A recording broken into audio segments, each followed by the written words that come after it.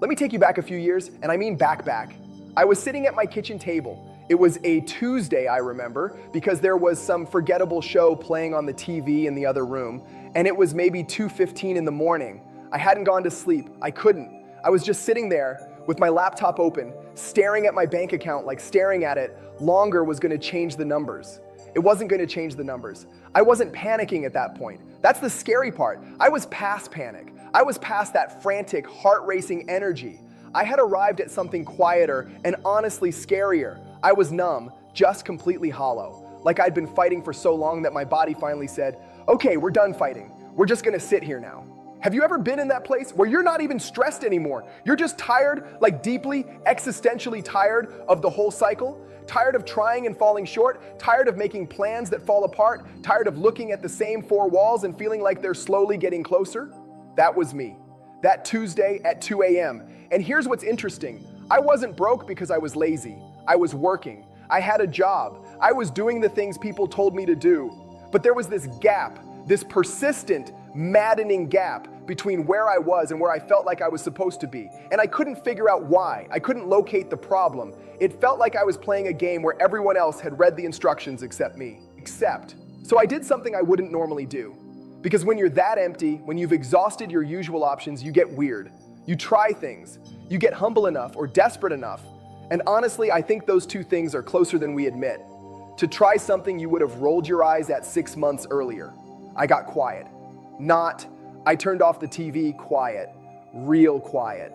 I shut the laptop.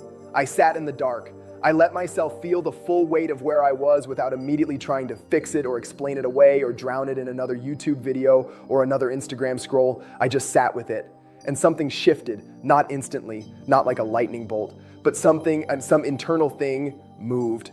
I'm going to come back to that because that moment is actually the whole point of this video. Here's a question I want you to genuinely sit with, not just skim over. When was the last time you were still? Not asleep, not zoned out, not doom scrolling with your brain half off. I mean actually, intentionally, consciously still, present in your own life for 2 uninterrupted minutes? Most of us can't remember. And I think that's worth paying attention to. Because here's what I've come to understand after a lot of hard living and a lot of reading and a lot of conversations with people who have built real, lasting financial freedom. And I'm not talking about influencers. I'm talking about people who have actually done it. The common thread isn't a strategy. It's not a particular investment or a niche or a morning routine, though those things matter. The common thread is a state of mind that most people never access because they're too busy reacting. Think about it this way. You ever notice how when you're in a really bad stretch, financially, emotionally, whatever, everything seems to go wrong at once? Like the car breaks down the same week, the unexpected bill shows up the same week something falls through at work, and you think, why does this always happen to me? And then flip it. You ever notice how when things are going well, they tend to keep going well? Opportunities seem to cluster.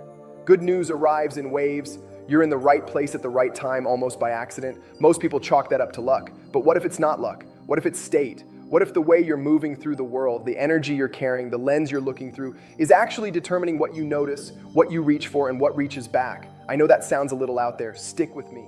There's this concept in psychology, and this is real, studied, documented stuff, not just feel-good fluff, called attentional filtering.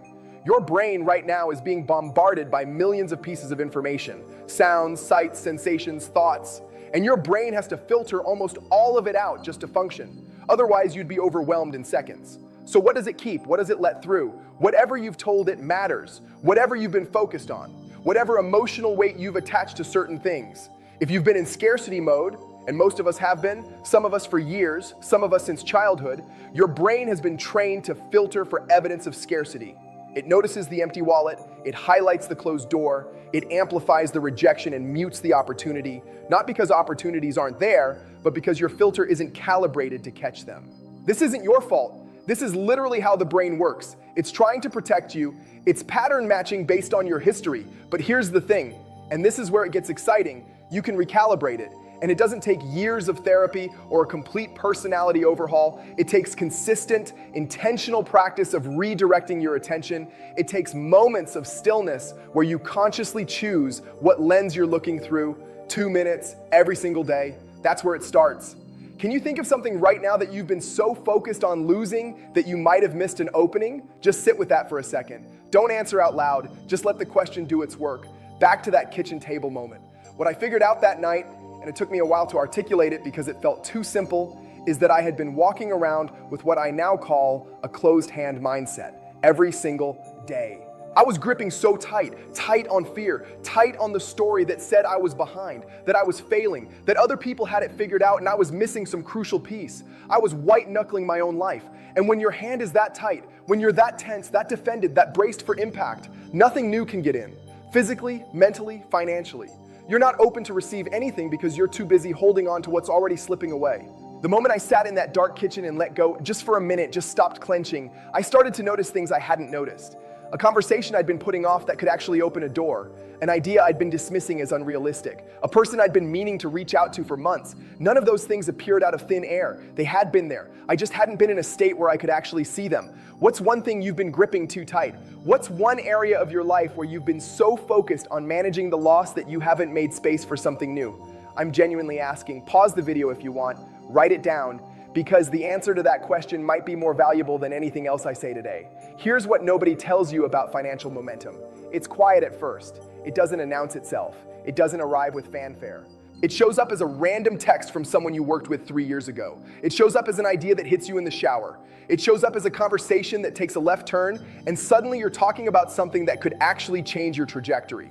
But here's the thing. Those moments only land if you're in a state where you can catch them.